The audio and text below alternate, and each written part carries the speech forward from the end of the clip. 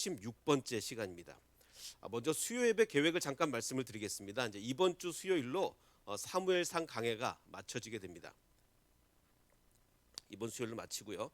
제가 지금 줌 강의로 꽃꽃 신학을 지금 강의를 하고 있는데 그래서 이제 그 줌을 좀 사용하기 힘들어하는 분들도 좀 할 수 있게 해달라는 요청이 많아서 고민하다가 이렇게 결정을 했습니다. 그래서 사무엘상 강해를 마치고 수요 예배 때 꼭꼭 교회사를 수요 예배 때 계속 강의를 하려고 합니다. 그리고 지금 하고 있는 줌 강의는 조직 신학 위주로, 그래서 줌 강의는 조직 신학으로 하고 꼭꼭 교회사는 수요 예배 시간에 유튜브로 이렇게 하려고 하니까요. 많이 참여해 주시고 기도해 주시면 감사하겠습니다. 자, 먼저 이제 지난 이야기부터 좀 점검을 기억을 해 보겠습니다. 그 왕의 그 술 맡은 관원장과 빵 맡은 관원장이 그 감옥에 있었죠. 감옥에 있었는데 그들이 꿈을 꿉니다. 꿈을 꾸는 시점이 언제였습니까? 그 왕의 사면, 요즘처럼 뭐 그 뭐죠, 광복절 사면 이런 것처럼 사면이 이루어지는 왕의 생일을 3일 앞둔 시점에서, 그러니까 3일 후면 이제 사면이 이루어지는데 술 맡은 관원장과 빵 맡은 관원장이 그 3일만 그 오매불만 기다리고 있었겠죠. 뭐 얼마 몇 달 전부터 그 빨리 그날이 와야 되는데, 그 사면의 날이 와야 되는데 기다리다가 두 명이 같이 이제 동시에 꿈을 꾼 거죠. 물론 하나님이 꾸게 하셨겠지만. 자, 근데 술 맡은 관원장의 꿈이 뭐였습니까? 내가 술 맡은 관원장인데 포도나무 가지가 셋이 있었다. 그런데 바로의 잔에 포도주를 따라 가지고 바로한테 들렸다. 바로한테 포도주를 드렸다. 자, 근데 도저히 이걸 해석을 못 하겠다. 이게 말이 안 되죠. 이거를 뭐 도대체 어떻게 다르게 해석을 합니까? 술 맡은 관원장이 포도주를 바로한테 드렸다고요. 그거를 뭐 어떻게 다르게 해석을 해요? 그런데도 아무도 해석을 못 해요. 이게 말이 됩니까? 자, 그다음에 빵 맡은 관원장이 뭐라고 해서 그 꿈을 꿉니까? 원래는 바로한테 빵을 드리려고 구웠는데, 그 바구니를 머리에 이었는데 이 빵을 누가 먹어요? 바로가 먹는 게 아니라 새가 먹어 버리잖아요. 사형당하면 그 시체를 새가 먹는 건데, 그러면 이거를 도대체 어떤 식으로 해석을 합니까? 다르게. 이거 자기가 사형당하는 거 외에는 뭐 어떤 식으로 해석을 하겠어요? 그러니까 그런데도 아무도 해석을 못 하죠. 이건 정말 있을 수 없는 일이 일어난 겁니다. 이거를 또 이렇게 생각하시면 안 됩니다. 야, 내가 그때 옆에 있었으면 해석하는 건데 이렇게 생각하시면 안 돼. 지금 하나님이 모든 사람의 해석을 막으셨기 때문에 오로지 요셉만 해석할 수 있게 모든 사람의 해석을 막으셨기 때문에 아깝다. 뭐 내가 총리가 되는 건데 그렇게 생각하시면 안 됩니다. 자, 이게 이제 지난번에 드린 말씀 이야기고, 자, 이제 성경에 보면 이제 오늘은 이제 드디어 그 요셉이 왕의 꿈을 해석을 한 후에 총리가 되는 이야기인데, 성경에 비슷한 이야기가 하나가 더 있습니다. 그 왕의 꿈을 해석을 하고 나서 최고 관리가 된 이야기가 오늘 본문 41장 말고 다니엘서에 보면 나오죠. 다니엘서 2장에 보면 거의 비슷, 굉장히 또 대조적이기도 합니다. 왕의 꿈을 해석해서 최고 위치에 올라가는 이야기가 나오는데, 이 다니엘의 꿈 해석은 이렇습니다. 이제 느부갓네살 왕이 다스린 지 2년 되던 해라고 얘기합니다. 2년. 자, 근데 느부갓네살 왕이 몇 살에 왕이 됐냐면 엄청 젊은 나이에 됐어요. 25살 정도의 왕이 됐어요. 그런데 2년 됐으니까 뭐 한 27 이렇게 됐겠죠. 그러니까 근데 이게 지금 어느 나라는 바벨론이에요. 세계에서 최고 강대국, 어마어마한 대제국 바벨론의 왕이 25살에 됐단 말이에요. 그럼 얼마나 불안하겠습니까? 뭐 이 어린 나이에 됐으니. 자, 그러니까 이제 이 사람이 느부갓네살이 꿈을 꾸고 그로 말미암아 마음이 번민했습니다. 자, 이거 기억해 두십시오. 느부갓네살 왕이 마음이 번민했어요. 꿈을 꾸고 나서. 이게 그대로 나중에 똑같은 표현이 누구한테 나오냐면 애굽 왕에게 나옵니다. 애굽 왕이 마음이 그 히브리어도 같아요. 그래서 잠을 이루지 못했습니다. 그래서 이제 이렇게 얘기합니다. 신하들한테 박수와 술객과 점쟁이와 갈대와 술사들을 불러라. 세번역 성경에는 마술사 부르고 주술가 부르고 점쟁이 점성가 다 불러라. 내 꿈을 좀 해석을 해야 되겠다. 이렇게 얘기를 합니다. 자, 그러자 이제 그 신하들이 당연히 이렇게 얘기하겠죠. 꿈을 해석을 원하시면 그 꿈을 우리 종들에게 말씀하소서. 어떤 꿈을 꾸셨길래 그럽니까? 그러면 우리가 해석을 해드리겠습니다. 라고 이렇게 얘기를 하죠. 그러자 이제 이 느부갓네살 왕이 뭐라고 얘기를 하냐면 내가 분명히 아는데 니네 지금 시간 끌려고 그러지. 니네 해몽 못할 것 같으니까 시간 끌려고 그러지. 내 꿈을 말 안 할 테니까 내가 어떤 꿈을 꿨는지까지 나한테 얘기하라는 거예요.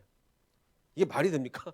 지금 그 온갖 지혜자들, 온갖 옛날에는 요즘이야 이제 이 꿈을 뭐 점술가 이렇게 얘기를 하지만 그때 당시엔 이 사람들이 최고 학자들이에요. 최고 학자들을 다 불러 모은 다음에 내 꿈이 내가 무슨 꿈을 꿨는지까지 알아맞혀 봐라. 그러면 너희가 해석도 제대로 할 줄을 내가 알리라. 이렇게 얘기를 합니다. 니네가 무슨 뭐 신령한 걸 받았다고 내 꿈이 뭔지도 모르면서 무슨 해석을 하겠다고 그러냐? 내가 무슨 꿈을 꿨는지까지 맞춰봐라. 이렇게 얘기를 합니다. 근데 이걸 어떻게 맞춥니까? 말이 안 되죠. 자, 근데 이게 이 사람이 이게 젊어가지고 아직 혈기가 지금 있어요. 혈기가 있어가지고 너희가 그 꿈과 해석을 모두 나에게 알리지 않으면 내가 너희 몸을 쪼개버릴 거다. 죽이겠다고까지 얘기를 합니다. 근데 반면에 만일 꿈과 그 해석을 보이면 너희가 선물과 상과 큰 영광을 내게서 얻으리라. 이렇게 얘기를 하는 거죠. 그래서 이제 신하들이 하도 기가 막히니까 이렇게 얘기를 합니다. 아니 왕이시여, 왕께서 물으신 것은 너무 이게 어렵습니다. 그 신들 외에는 이게 사람이 어떻게 그걸 알겠습니까? 신들 외에는 왕 앞에서 그것을 보일 자가 없습니다. 너무 당연한 얘기죠. 이렇게 얘기를 합니다. 그러자 이제 왕이 그 얘기를 듣고 진노합니다. 이게 지금 뭐 젊은 왕이 25살에 그 대제국 바벨론의 왕이 돼가지고 지금 뭐 눈앞에 보이는 게 없어요. 진노해가지고 바벨론의 모든 지혜자들을 다 죽여버려라. 내가 꾼 꿈을 뭔지도 모르면서 무슨 지혜자라고 하느냐, 무슨 학자라고 하느냐, 다 죽여라. 이렇게까지 지금 뭐 마치 누구처럼 옛날에 그 김정은이 그 어린 나이에 지금 북한에 그 수령이 돼가지고 막 처형하고 이랬잖아요. 지금 그렇게 하고 있는 거예요. 자, 근데 이제 그 지혜자들 중에 누가 있었느냐? 그 여기서 말하는 지혜자 중에 누가 있었느냐? 다니엘이 있었던 거죠. 그래서 그 사람들이 다니엘과 그의 친구들도 찾았어요. 왜 찾았습니까? 와서 꿈 해석해 달라고? 아니, 죽이려고. 지혜자를 다 죽이라 그랬으니까 이 다니엘과 친구들도 죽이려고 찾았어요. 자, 그때 이제 하나님이 나타나셔서 환상으로 다니엘에게 나타나서 이 왕이 무슨 꿈을 꿨는지 그리고 그 해석까지. 근데 이 꿈은요 굉장히 복잡해요. 굉장히 어렵고 복잡한 꿈을 꿨는데 정확하게 무슨 꿈을 꿨는지 그리고 그 해석까지 다니엘한테 다 알려주십니다. 그래서 이제 다니엘이 하늘에 계신 하나님을 찬송하죠. 그래서 왕 앞에 가서 왕이시여, 당신이 꾼 꿈은 이렇습니다. 이런 꿈 꿨죠. 그리고 그 해석은 이렇습니다. 이렇게 얘기를 하자 왕이 어떻게 얘기하냐면 느부갓네살 왕이 엎드려 다니엘에게 절을 합니다. 그렇죠. 이거는 자기가 무슨 꿈을 꿨는지까지 알아맞히고 해석까지 하니 뭐 당연히 뭐 엎드려 절하겠죠. 그러면서 이렇게 얘기합니다. 야, 너의 하나님은 참으로 모든 신들의 신이요 모든 왕의 주제시로다. 그래서 이 다니엘을 세워 바벨론 온 지방을 다스리게 하라. 이렇게 훌륭한 사람이 우리 바벨론을 다스려야지 뭐 당연히 누가 다스리겠느냐. 근데 당연한 거예요. 이 정도 하나님의 능력을 받고 무슨 꿈을 꿨는지까지 알아맞히는 사람에게는 당연히 온 그 바벨론을 맡기겠죠. 자, 그래서 어느 누구도 할 수 없는 꿈과 해몽을 동시에 알려줬습니다. 굉장히 상식적인 반응이에요. 심지어는 이 왕이 자기한테 불리한 내용이 있으면 그 꿈 해석이 자기한테 불리한 내용이 있음에도 다니엘에게 절까지 해가면서 네가 다스려라 이렇게 얘기합니다. 자, 그런데 애굽 왕이 꾼 꿈은 굉장히 다릅니다. 애굽 왕이 꾼 꿈은 오늘 본문 창세기 41장 보면 자, 이 애굽의 왕이 아침에 그의 마음이 꿈꾸고 나서 마음이 번민했다. 제가 아까 뭘 기억하라고 그랬죠? 느부갓네살 왕이 꿈을 꾸고 마음이 번민했어요. 히브리어도 똑같아요. 마음이 번민해. 일부러 두 사건을 연결시키는 겁니다. 애굽의 점술가와 현인들을 똑같아요. 모두 불러 모았습니다. 물론 이게 먼저죠. 창세기니까 이게 먼저인데. 자, 근데 굉장히 다른 건 뭡니까? 야, 내가 어젯밤에 이런 꿈을 꿨어 라고 하면서 꿈의 내용을 상세하게 다 얘기해 줍니다. 꿈의 내용을 다 얘기해 줘요. 그의 꿈을 말하였으나 근데 해석하는 자가 없었어요. 말을 했는데. 자, 그럼 도대체 얼마나 어려운 꿈이었기에, 얼마나 해석하기가 어려운 꿈이었기에 애굽이라고 하면 뭐 바벨론과 함께 세계 최대 강국 아닙니까? 어마어마한 나라 아니에요. 어마어마한 나라에 최고 똑똑하다는 사람 다 모였는데, 다 불러 모았는데 아무도 해석을 못하는 거예요. 애굽의 모든 현인을 다 불러 모았는데 그럼 도대체 얼마나 해석이 어려웠길래 꿈이 아무도 해석을 못했느냐. 자, 그러면 우리가 먼저 우리가 해석하기 전에 사전 지식이 필요합니다. 어떤 사전 지식? 지금은 이거는 수천 년 전이에요. BC 약 1800년이에요. 지금부터 3800년 전이에요. 이때 당시 사람들은 살찐소 하면은 당연히 뭐의 상징이라고 생각을 해요? 아, 살찐소는 풍요의 상징. 그리고 풍년의 상징이 바로 살찐소입니다. 살찐소 하면 당연히 이 사람들의 머릿속에는 풍년, 이게 딱 그냥 머릿속에 당연히 떠오르던 시대예요. 그래서 이스라엘 백성들이 출애굽하면서 나중에 누구를 섬깁니까? 송아지 만들어서 섬기잖아요. 풍년을 상징하니까. 자, 이러던 시대에 지금 왕이 어떤 꿈을 꿨냐면 첫 번째 꿈의 내용은 뭐 다 아시겠지만 나일 강가에 왕이 서 있는데 보니 아름답고 살찐 일곱 암소가 있었어요. 근데 그 뒤에 어떤 소가 나오냐면 흉하고 파리한, 이 한글 성경이 파리하다고 번역을 했습니다. 이게 야위었다는 얘기예요. 흉하고 바짝 마른 다른 일곱 암소가 나일강에서 올라와서 그 살찐 암소를 잡아먹었습니다. 자, 그러면은 지금 우리야 뭐 살찐 암소 이거 별로 풍년하고 연결을 잘 안 시키지만 이때 당시 사람들의 사고 방식으로는 이거는 살찐 암소 7마리, 바싹 마른 암소 7, 당연히 7년 풍년 후에 당연히 7년 흉년 그 얘기겠구나. 더군다나 애굽의 최고 똑똑한 사람 다 모였는데 이것도 당연히 그 외로 뭐 이걸 어떻게 해석을 하겠습니까? 다르게 뭐 어떻게 해석을 하겠어요? 자, 그런데 이제 혹시 첫 번째 꿈이 좀 불명확할까봐 꿈을 하나 더 꿉니다. 하나님이 꿈 하나를 더 꾸게 하세요. 근데 이거는 더 분명해요. 얼마나 더 분명하냐면 다시 잠들어 꿈을 꿨는데 이번에는 아예 그냥 바로 그냥 노골적으로 얘기를 하면 노골적으로 한 줄기에 무성한 충실한 아주 잘 열매를 맺은 일곱 이삭이 그럼 당연히 풍년이잖아요. 당연히 풍년. 일곱 이삭이 나오고 그 뒤에 가늘고 동풍이 막 불어와서 바짝 마른 일곱 이삭이 나왔습니다. 자, 그런데 더군다나 여기 동풍에 주의하십시오. 지금 이 애굽이라는 나라는 흉년이 올 때는 주로 뭐 때문에 옵니까? 동풍이 불어오면 흉년이 오는 거예요. 자, 그러던 사람들이 동풍에 바짝 마른 일곱 이삭이 있다. 그럼 당연히 흉년이죠. 이걸 뭐라고 해석을 하겠어요? 그래서 그 가는 일곱 이삭이 무성하고 충실한 일곱 이삭을 삼켜버렸습니다. 자, 이 정도 되면 이 정도까지 꾸면 다른 어떤 해석도 불가능합니다. 뭐라고 해석을 하겠어요, 이거를? 이건 아까 얘기한 그 관원장들의 꿈 시즌 2예요. 시즌 2. 뭐 이걸 어떻게 다르게 해석을 합니까? 자, 그래서 정리를 하면 처음에 그 꿈 얘기를 들은 애굽 사람들은 당연히 이렇게 해석할 수밖에 없는데 소 이야기 그 암소 얘기만 들었다 그러면 한 애굽 사람의 한 70%는 그냥 그럼 이거는 한 7년 풍년 있은 후에 그 다음에 한 7년 흉년이 있나 보다. 한 70%는 그렇게 생각할 거예요.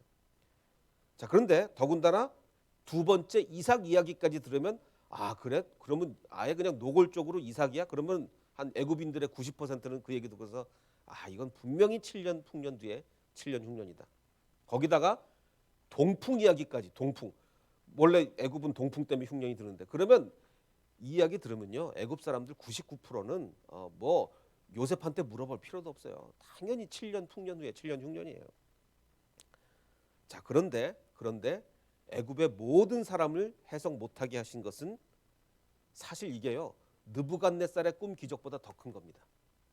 느부갓네살 꿈 기적 굉장히 큰 기적. 왜냐하면 하나님의 성령이 임해가지고 느부갓네살 왕이 무슨 꿈을 꿨는지까지 정확하게 맞춘 거예요. 그 복잡한 꿈을 그리고 해석까지 얼마나 큰 기적이에요. 근데 이 기적은요 모든 사람이 이 쉬운 꿈을 모든 사람이 해석 못하게 하는 것은요 느부갓네살 꿈 기적보다 더 큰 기적이에요. 왜 그럴까요? 느부갓네살 꿈 기적은요 다니엘한테만 성령을 크게 부어주면 돼요. 왜냐하면 어차피 그건 아무도 못 맞춰요. 왕이 무슨 꿈을 꿨는지 말을 안 해주는데 그걸 누가 압니까? 어떻게 알아요? 그러니까 다니엘이라는 한 사람에게만 성령을 불어넣어줘서 야 다니엘아 느부갓네살 왕이 이런 꿈을 꿨단다 라고만 해주면 되는 기적이에요. 근데 지금 이 기적은 뭡니까? 모든 사람, 애굽의 모든 사람한테 다 하나님이 작용을 해가지고 다 해석을 못하게 만들어야 돼요. 오직 요셉만 멀쩡하게 해석을 하게 되는 거죠. 그러니까 이게 더 큰 기적인 거예요.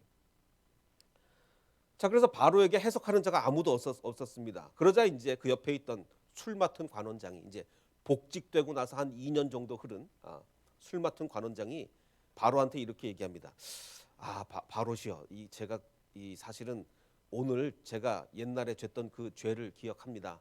이게 무슨 얘기냐면 왕이시여, 그 제가 죄져 가지고 그때 감옥에 갔었잖아요. 뭐 그 얘기예요. 제가 그때 죄져 가지고 감옥에 갔었는데, 그러면서 이제 그 요셉 이야기를 꺼내는 거죠. 그래서 이제 뭐 10절에서 13절은 그래서 그 요셉이 제가 감옥에 있을 때 꿈 해몽을 해줬는데 그게 그대로 됐다. 그러니까 한번 요셉을 한번 불러보심이 어떻겠습니까? 이렇게 이제 제안을 하는 거죠. 그러자 이제 14절에 바로 이제 그 바로가 부릅니다. 바로가 사람을 보내어 요셉을 부르매 그들이 이제 급히 감옥에서 요셉을 데리고 옵니다. 그래서 이제 바로가 이렇게 얘기해요. 야, 내가 들어보니까 너는 꿈을 들으면 능히 푼다고 하더라라고 얘기를 하니까 요셉이 벌써 요셉은 이제 성숙했어. 옛날의 요셉이 아닙니다. 꿈 해몽은 내가 아니라 하나님께서 하시는 겁니다. 하나님께서 바로에게 편안한 샬롬한 대답을 해주실 겁니다라고 얘기하죠. 그러자 이제 바로가 그 느부갓네살처럼 또 맞춰봐 이게 아니라 또 17절에서 24절까지 또 장황하게 야, 내가 이런 꿈을 꿨어라고 또 장황하게 자세하게 얘기를 해줍니다. 다 얘기해줘. 친절해요.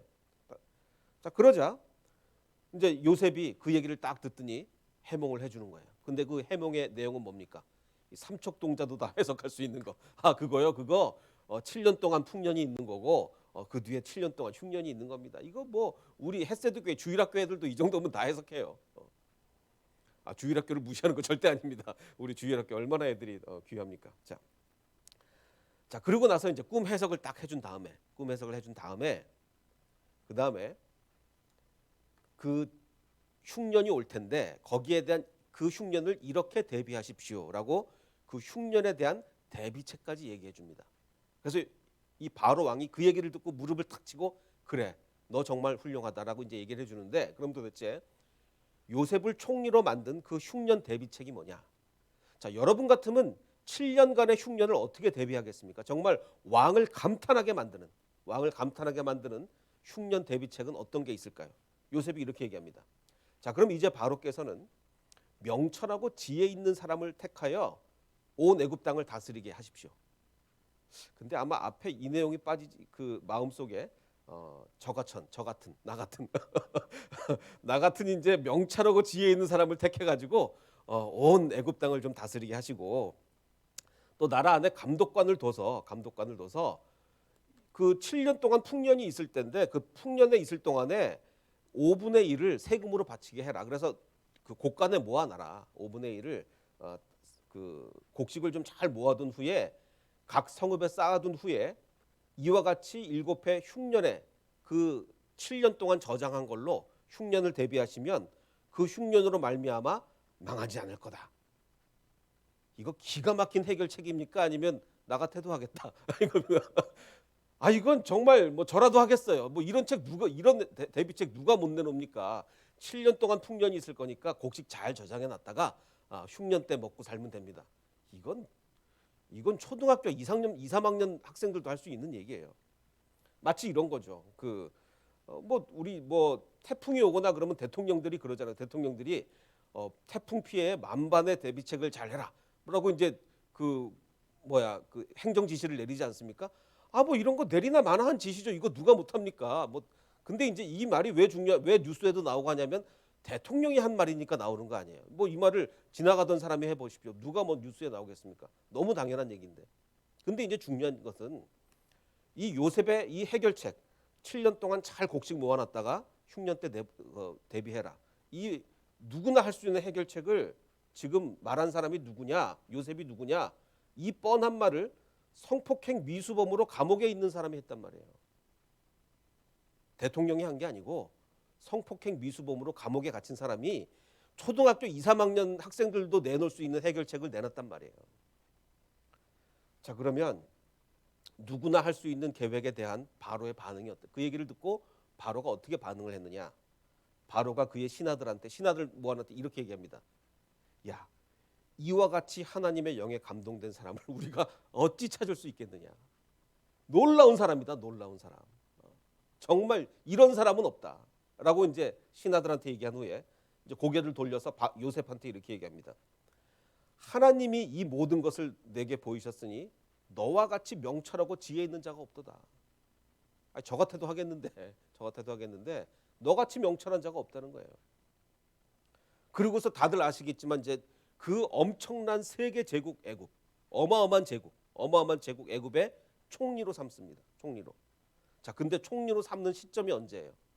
상식적으로 하려면 네가 지금 7년 풍년, 7년 흉년을 예고했는데 적어도 한두 해 풍년이 진짜로 오는지 점검해 보고 네 해석이 맞는지 한 1년, 2년 지나서 진짜로 풍년이 오네. 그럼 앞으로 네 해석대로 흉년이 오겠구나. 그럼 너 총리해라. 이게 아니고 바로 그 자리에서 꿈 해몽이 검증도 되기 전에 바로 요셉을 그 자리에서 총리로 삼아버리고 맙니다. 이건 말도 안 되는 얘기예요. 이건 뭐 상식적으로 말도 안 되는. 나라를 이렇게 만약에 바로라는 이 사람이 나라를 이런 식으로 운영했으면 그 엄청난 제국 운영할 수가 없습니다. 그 애굽이 얼마나 어마어마한 나라입니까? 이런 식으로 나라 운영했다가 뭐 나라 그야말로 뭐 다 말아먹게요. 말도 안 되는 얘기죠. 근데 지금 바로는 그렇게 행하고 있어요. 애굽이 도대체 어떤 나라입니까? 피라밋이 있는 나라예요. 피라밋. 저 밑에 있는 사람 크기 보입니까? 이 엄청난 피라밋이에요. 피라밋인데 지금은 또 이렇게 그렇지만 처음에 지었을 때는요. 피라밋 전체를 대리석으로 다 발랐어요. 대리석. 그래서 엄청나게 화려한 정말 번쩍번쩍하는 흰색으로. 피라밋이 원래는 다 대리석으로 덮여 있었어요. 요즘처럼 고층 빌딩을 그렇게 많이 본 우리가 봐도 이렇게 막 놀라운데 지금부터 수천 년 전 사람이 이 피라밋을 보면요. 이건 뭐 입을 못 다무는 겁니다. 이 어마어마한 제국이에요. 피라밋을 만든 돌의 크기가 얼마나 큽니까? 하나가 2.5톤이에요. 돌 하나가. 이걸 뭘로 옮겼을까요? 모릅니다. 하나가 2.5톤짜리 돌을 지금부터 4,500년 전에 도대체 뭘로 옮겼으며 어떻게 쌓았으며 우리는 상상조차 못해요. 상상조차. 돌의 개수가 몇 개인지 아십니까? 230만 개예요.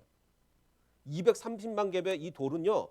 그 프랑스 국경을 다 돌아요. 프랑스 국경. 엄청나지 않습니까? 이거를 4,500년 전에 지었다고요. 요셉보다 훨씬 더 먼저 전에. 이게 얼마나 복잡합니까? 돌로만 쌓았나요? 그 안에 뭐 온갖 구조물 다 이렇게 만들어 놓고 상상을 초월한 기술력이죠. 피라밋을 쌓은 기술력은요. 지금도 이런 피라밋 같은 거 쌓기 힘들어요. 지금 21세기도. 그런 나라가 애굽이에요.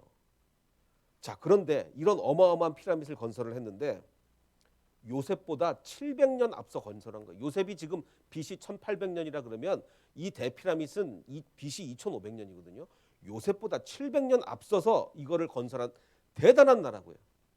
그럼 이 애굽 사람들의 행정력, 기획력, 조직력 엄청난 거죠. 지금의 행정력과 뭐 더하면 더했지 이렇게 모든 게 조직적으로 잘 갖춰지고 대단한 나라인데 성폭행 미수범 죄수가 와가지고 7년 동안 곡식 쌓아놓고요. 잘 있다가 나중에 7년 동안 그거 풀면 됩니다. 대단하다. 너 같은 애가 어딨냐? 이건 말이 안 되는 얘기죠. 어떻게 그런 일이 벌어집니까? 그리고 너 총리해라 너. 말도 안 되는 얘기예요. 그러니까 지금 애굽 왕이 뭐라고 얘기했냐면 야 하나님이 이 모든 것을 너한테 보이셨으니 너와 같이 명철이 있고 지혜 있는 자가 없도다. 근데 지금 바로 왕은 하나님이 다 막아놔서 자기도 원래는 뭐냐면 원래는 이거예요. 하나님이 이 모든 것을 우리에게 감추셨으니 우리와 같이 멍청하고 어리석은 자가 없도다. 너만 정상이구나 너만. 지금 이렇게 된 거예요. 그 엊그제가 만우절이었습니다. 우리 만우절 되면 뭐 온갖 이제 가짜 뉴스 막 재미있는 그런 뭐 엉터리 뉴스들이 막 나오죠. 근데 21년째 아주 정상을 지키고 있는 엉터리 뉴스가 있습니다. 혹시 여러분도 보셨는지 모르는데 저도 누가 이렇게 보내줘서 봤는데 그 설악산 흔들바위가 추락했다는 겁니다. 이게 진짜 뉴스처럼 막 그 뉴스 화면을 막 누가 저한테 이렇게 보내줬는데 그 뉴스를 보면 이래요. 강원도 속초경찰서는 3월 31일 흔들바위를 밀어 떨어뜨린 미국인 관광객 이름도 나와요. 11명에 대해서 문화재 보호법 위반 혐의로 입건했다. 그래서 11명이 그것도 덩치 좋은 거의 뭐 거구의 미국 사람 11명이 이걸 밀어가지고 흔들바위가 떨어졌다는 거예요. 근데 맨 기사 맨 밑에 보면 흔들면서 맨 마지막에 뻥이요 이런 소리가 났다는 얘기예요. 자, 근데 이게 올해 그 만우절에만 있었던 뉴스가 아니고 21년째. 그래서 제가 잘 기억해 보니까 저도 한 15년쯤 전에 누가 이런 거에 보내서 봤던 기억이 나. 이게 21년째 지금 단골 메뉴로 이렇게 그래서 만우절만 되면 설악산 국립공원 관리사무소에 맨날 전화 온대. 진짜 떨어졌냐? 이거 그 흔들바위 떨어졌냐? 자, 그런데 보십시오.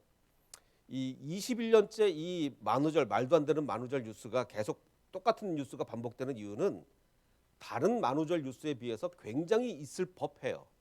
사실 다른 만우절 뉴스로는요 보면 뭐 허블 망원경이 뭐 천국 사진을 찍었다는 둥 뭐 정말 뭐 말도 안 되는 그러니까 그냥 그거는 한번 쓱 하고 사라져 버리는 만우절 뉴스들인데 이거는 왜 21년째 단골 뉴스냐? 굉장히 있을 법해요. 미국 사람들 그 거구에 11명이 와가지고 이거를 동시에 밀었으니까 뭐 떨어질 만도 하잖아요. 그리고 또한 우리를 그게 분노케 만들. 야 이거 남의 나라 문화재를 이러면 돼 분노케 만들. 그러니까 있을 법하기 때문에 21년째 나오는 얘기예요.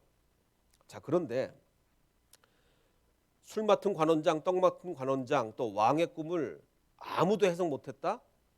이거 있을 법하지 않습니다. 그리고 요셉은 초등학교 한 2, 3학년만 돼도 내놓을 만한 너무나 뻔한 해몽과 그 대비책으로 세계 최대 제국 애굽의 총리가 됐다? 이거는요. 이거 설악산 이거 흔들바위 얘기보다 이건 100배 1000배 말이 안 되는 얘기입니다. 말이 안 돼요. 만약 이런 게 만우절 뉴스로 나왔으면 한 해만 반짝하고 그 다음에 사라지는 뉴스예요. 그러니까 이거는 진짜로 하나님이 하지 않으면 안 되는 겁니다. 하나님이 정말 요셉에게 그리고 애굽의 모든 사람에게 해석을 못하도록 막지 않으면 안 되는 얘기예요. 그리고 또 이건 뭡니까? 요셉은요 아마 나중에 이렇게 만약에 바꿔서 생각해서 다니엘은 워낙 대단한 사람이었습니다. 요셉에 비해서 사실 제가 뭐 요셉을 좀 평가절하하긴 하지만 요셉에 비해서 다니엘은 굉장한 사람이었어요. 요셉은 제가 말씀드렸듯이 처음에 정말 못됐어요. 분위기 파악도 못하고 뭐 총리 될 자격이 하나도 없었어요. 그런 요셉에게 정말 다니엘처럼 어마어마하게 왕의 꿈이 뭔지까지 막 알아맞히고 이랬다면요. 원래 요셉의 본성을 우리가 볼 때 요셉은 나중에 한 몇십 년 지나서 옛날을 돌이켜 볼 때 분명히 이렇게 생각했을 거예요. 그때 내가 참 대단했지. 내가 왕의 꿈까지 맞췄어. 어떻게 왕이 꿈을 아무도 안 가르쳐 주는데 내가 맞췄다고 내가. 몇십 년이 지난 다음에는 그렇게 생각할 수도 있어요. 요셉의 본성으로 생각을 하면. 근데 지금 이거는요. 요셉이 10년이 지나고 20년이 지나고 생각하면 생각할수록 야 그거 어떻게 그걸 아무도 못 맞추냐. 그거는 진짜 하나님이 하니까 그런 거지. 이게 뭐 내가 뭘 했어 내가. 그 당연한 꿈 해석을. 당연한 대비책을. 이렇게 그러니까 후에 생각하면 생각할수록 자신이 한 게 아님을 아마 요셉은 깨닫게 될 거예요. 창세기는요. 굉장히 극단적인 상황을 자주 설정해요. 왜냐하면 인류의 초기 역사예요. 지금처럼 발전된 문명이 아니라 인류의 초기 역사이기 때문에 상황을 굉장히 극단적인 상황 설정을 많이 해요. 그래서 아브라함한테 야 너 아들 제물로 바쳐라는 등 아주 극단적으로 가죠. 지금 이것도 아주 극단적이에요. 애굽의 모든 사람을 어리석게 다 만들어요. 얼마나 극단적입니까? 그래서 결국은 알게 하는 게 뭡니까? 이토록 쉬운 꿈 해몽마저도 하나님이 함께 하시지 않으면 이렇게 쉬운 것도 하나님이 함께 하시지 않으면 못하는구나를 알게 하는 거죠. 또한 반면에 그리고 또 하나님이 함께 하시면 초등학생 수준의 계획으로도 하나님이 애굽의 총리로 세우시는구나. 계획이 훌륭해서가 아니라 계획이 너무나 엄청난 계획이라서가 아니라 하나님이 함께 하시니까 이 초등학생의 계획으로도 애굽의 총리를 하나님이 시켜주시는구나. 이거 창세기의 극단적 상황 설정으로 우리한테 알려주시는 겁니다. 요셉이 능력이 있어서 총리가 된 것이 아니라 오로지 하나님께서 함께 하셔서 가능했음을 극단적으로 보여주는 거죠. 이 요셉의 이야기는 처음부터 아주 잘 짜여진 스토리입니다. 그냥 막 그 랜덤으로 가는 스토리가 아니에요. 처음에 자기가 꾼 꿈 때문에 미움을 받고 애굽으로 팔려옵니다. 그런데 관원장의 꿈들을 해석해주고 그 다음엔 잊혀졌어요. 근데 그러다가 나중에 왕의 꿈을 해석함으로 총리가 됩니다. 하나님이 꿈을 가지고 꿈을 모티프로 해서 이 사건을 전개해 나가시는 이게 처음부터 하나님의 계획이었구나. 하나님의 요셉이 처음에 꿈을 꿀 때부터 하나님의 계획이었구나. 그걸 우리한테 알려주고 있는 것입니다. 요셉이 총리가 된 것은요, 정말 뭐 다니엘처럼 엄청난 아무도 알 수 없는 걸 혼자 알았기 때문이 아니에요. 너무나 초등학생 수준이었는데 하나님이 함께 하셔서 된 겁니다. 그러니까 지난번에도 말씀드렸듯이 39장은요 여호와께서 요셉과 함께 하셔서 그렇다. 그의 주인이 여호와께서 그와 함께 하심을 받고 여호와께서 그의 범사에 형통하게 하셨다. 여호와께서 요셉과 함께 하셨고 또 여호와께서 요셉과 함께 하셨다는 것을 계속 반복해서 강조하고 있잖아요. 성경은요 적어도 이 시점까지는 요셉이 잘한 거는 요만큼도 기록. 물론 그 범죄하지 않은 거, 정말 하나님을 두려워함으로 범죄하지 않은 것 그 하나 말고는 요셉이 잘한 거는 단 하나도 기록되어 있지 않습니다. 그냥 하나님이 함께 하셨다라고만 기록되어 있어요. 그래서 아까 우리가 불렀던 찬양이 뭡니까? 주의 보좌로 나아갈 때 우리가 어떻게 나가야 됩니까? 자격 없는 내 힘이 아닌 오직 예수님의 보혈이에요. 요셉은 자격이 없었어요. 얼마나 자격이 없었습니까? 자기 그 이복 형제들을 일부러 모함하면서 아버지한테 모함하면서 일러바치는 정말 나쁜 아이였고, 형들이 꿈 얘기 듣기 싫어하는 거 전혀 파악도 못하고 억지로 형 내 얘기 좀 들어 이렇게 분위기 파악도 못하는 아이였고, 그렇게 자격 없는 아이가 오직 하나님이 요셉을 통해서 이스라엘을 구원하시려는 그 계획으로 인해서 그 계획 때문에 이렇게 된 거 아닙니까? 자격 없는 내 힘이 아닌 오직 예수님의 보혈입니다. 그래서 이 요셉을 통해서 역사하신 그 하나님이 우리에게도 동일하게 역사하실 줄 믿습니다. 우리가 자격이 있어서 뭐 한 거 아닙니다. 우리가 여태까지 여러분 평생에 뭔가 조금이라도 이뤘다고 하면 자격이 아니라 주님의 함께 하심을 고백할 수 있는 저와 여러분이 되시기를 주님의 이름으로 축원합니다.